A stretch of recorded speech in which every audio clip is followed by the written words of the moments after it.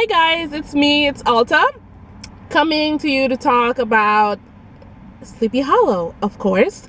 So yesterday I watched Sanctuary, and I enjoyed it a whole lot. Excuse, the whole drab look of my face. I'm wearing 8 hours. I'm sitting right outside of work. I didn't get to record this last night, so I'm doing it right now before I head on the long drive home.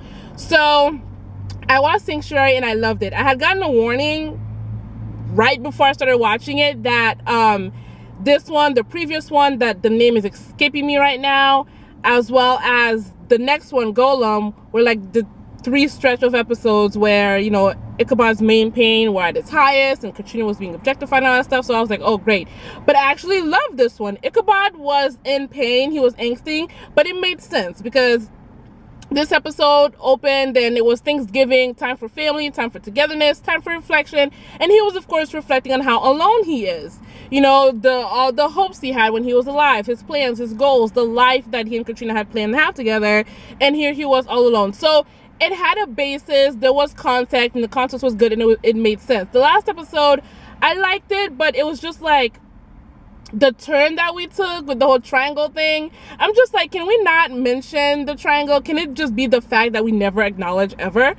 This episode, it wasn't really there. Like, no one talked about the horseman, so I was good. And plus, this episode had the main characters being like off kilter, which I always love in whatever show that I'm watching. Something that just messes with my faves, psychologically, something. And this was a haunted house. So I enjoyed all of it.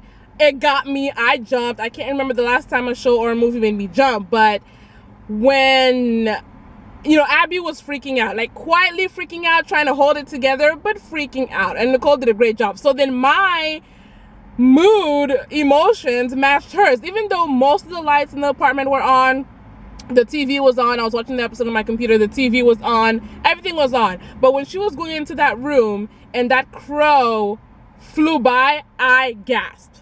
I jumped, and then I laughed at myself because I'm like, nothing's gonna jump out at me for real, but I jumped. So the mystery of the problem of the episode had to do with Lena Gilbert, who is a descendant of Lachlan Fredericks, and Lachlan Fredericks, of course, has something to do with the foundation of the United States. He was in the Continental Congress, I think, and which made him a great friend of Washington, as they all tend to be, which meant that Ichabod knew him. So, flashback, Ichabod and Katrina come to his estate to see him. Katrina marvels at how black people want to work. She was like, look at them, Ichabod. They're free, yet they choose to work here. It's beautiful. And I'm like, they want to work. Like, they have to provide for their families. Like, what were their choices? Exactly, Katrina. So, Lachlan was a warlock, turns out. And as the episode progressed, I thought they were going to reveal, talk about, bless Ichabod. His leaps are incredible. And even Irving's leap. Oh, it said Katrina C. So, I thought I had to call you. Come on. Really? At first I didn't even see the C. I thought, so because it said Katrina, you called him. And then of course Ichabod, who loves to jump to conclusions. Yeah, his conclusions are always correct, but I'm just like, come on. So once Abby witnessed the past, and I thought they were gonna say, I was like, oh my gosh, she's Ichabod's descendant. And I'm sure I'm not the only one who thought that. I'm sure a couple of people thought that. Ichabod's descendant is right there. Oh, he's gonna find out that he's gonna get some kind of closure. In the episode on kind of a hopeful, good note. Oh, look at what I produced and all that stuff.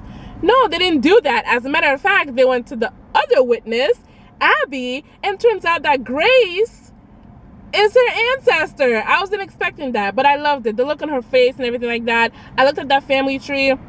Both her name, Abigail, and her middle name, Grace, on that family tree. There was an Abigail, some Grace appeared twice. With Grace, the one we saw, and then there's another Grace that's like her great grandmother-in-law or something like that.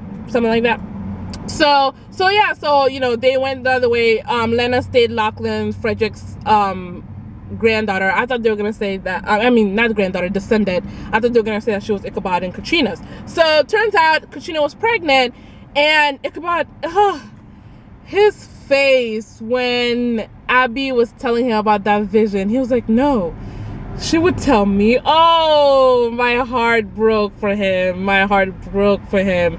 And I'm like, exactly, because it seemed like from what when they were talking before that, Katrina went to the house like very soon after Ichabod died. So I'm like, was she on some I didn't know I was pregnant type stuff, or did like a couple of months go by and she, you know, carried the baby to term and then she came to the house? And so she had the baby delivered by Abby's ancestor. And my favorite line of the episode comes from when Ichabod said to Abby, you and I looks like our paths were entwined from the very beginning. Because, you know, the first thing he said to Abby were like, our paths are entwined. It's like, you know, his theme for Abby, our paths are entwined. So that's my favorite line where he told her that. And so the house was alive. There was a tree man going around trying to like Moloch, his obsession with Ichabod. Wanted to kill the baby, sent some crows after it and all that stuff. And so in order to get past Frederick's Lachlan's defenses, his magical defenses, Moloch planted the tree on the property. And so when the baby was born, you know, the tree came for it. And Abby's ancestor was guiding her through the house. She showed her a way out and all that stuff. Ichabod, I felt like, was being a little inappropriate when he was like trying to question Lena. It's like, can you wait till you guys get out of here before you ask her questions? But like, so he was trying to question her, and then he like leaves Abby behind and gets them out, and then Abby figured out her way by herself and she got out. And so when they eventually made it out of the house, Ichabod was like, nah, I'm gonna go back because this mofo right here went after my wife and probably killed my son. And so he went at it with an axe, and the thing was bleeding and all that stuff, and he finally killed it with an axe to the head. And so when he came back out, Abby saw the blood on his face, and she was like, my God. And so Ichabod was like, I think I'd like to go home now. So that was that. Very fun. Loved it. So the other part of the episode, my queen Jenny showed up when, I don't remember what happened, but Irving was like, when the door is locked in the house, at some point I was like, somebody get Jenny, because Abby's stuck, Ichabod's stuck, only one person can help them now. Where's Jenny? Jenny showed up. She took the guns that they used last episode, and Irving was like, where are they? Like, and she was like, well, you know, I needed to defend myself and all that stuff. There were so many weapons. I didn't know what belonged to whom. And so, cute scene. I am definitely walking the path of Jenny and Irving on the path. She's inviting him to dinner and all that stuff. Okay. So, she said that she wants to thank Abby for, you know, being her conservator or whatever, looking after her, having custody of her, and it can just be this thing. And so, Irving was like, you're gonna cook? And she said yes, or something like that. And so, great, you know, lift off, prickly relationship. I am here for it. Then she's cock blocked by Irving's wife and daughter. And so, the next scene with Irving, he's like, oh, I heard him say, I know this is not really romantic. And I'm like, wait a second, you're married? Because I thought he was divorced. And then from the conversation that ensued, I'm guessing they are divorced. And so his wife's name is Cynthia, played by the woman who played Tony on Girlfriends. Brooks, I think. I'm probably wrong. But anyways, so they have a little chat. Irving is kind of a deadbeat dad where he keeps breaking appointments with his daughter, Macy. Macy and Jenny had a scene together. At first I thought Jenny was talking to a stranger. I didn't expect her to be in a wheelchair, but she was.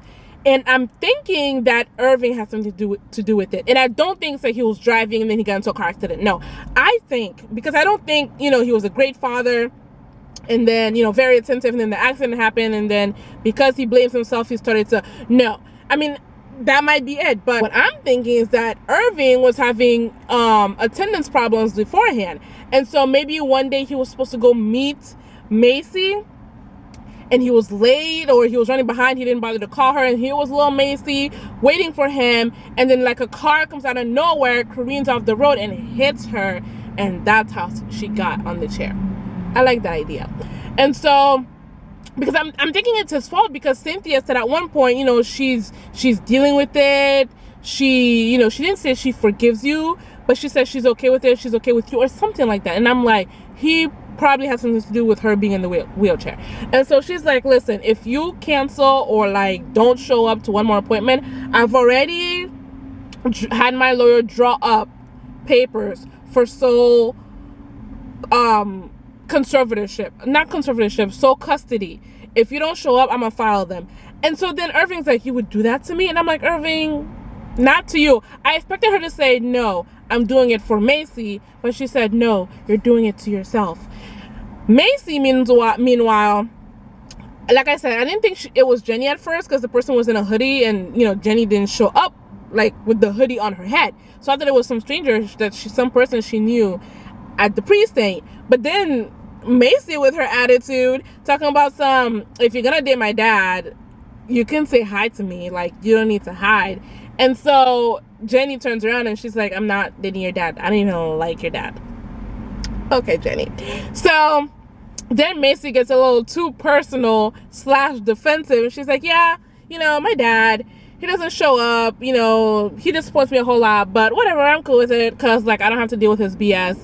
And then Jenny, you know, gave her some advice. She's like, so I didn't really like have my parents, so I don't really know what it's supposed to look like, but you should give him a chance. And really, you know, of course Jenny's talking about what she knows. Sure, she doesn't really like Irving, but Irving, you know, she kind of likes her. She's at least a little attracted to him. And so she told, I'm sorry if you guys can hear the noise, cars driving by, planes, you know, flying overhead. Anyways, she told Macy to give Irving a chance because he's trying whatever. And I'm like, if it keeps disappointing her, which, I mean, the way that Macy explained it, she didn't say he kept disappointing her. She kept saying that, she basically kept acting like she didn't need him, blah, blah. So based on what Macy said, you know, Jenny gave her the right advice, but Irving's the one who keeps not showing up. Macy's the one who keeps waiting. So she's been giving him chances, and she's at her wit's end. So that's pretty much the episode. I really wish we could have gotten to see the Thanksgiving scene. You know, Abby and Ichabod walk in, and we see Jenny and Irving in the background. You know, we hear them and all that stuff. I wish we could have gotten that. Maybe someone wrote fic or something like that, but they didn't show up. We didn't get to see them show up. Abby came at the end, you know, with Ichabod's favorite rum or drink, some alcoholic beverage, and when she was pouring, you know, they had a little heart to heart, and it was very beautiful. And then, you know, when she was pouring for him, he was like, please, more, and so she gave him more. It was cute. And that's pretty much it. That's the episode. Jenny and Irving need to, like, you know, get it, you know, knock some boots. I'm looking forward to that. And that's pretty much Sanctuary. So today, later on when I get home, I'm going to watch Golem. Don't know what it's going to be about, but wouldn't it be great if I enjoyed it as much as I enjoyed this one? You know, don't bring up the Horseman. Don't bring up the Triangle, please. And thank you. Bye.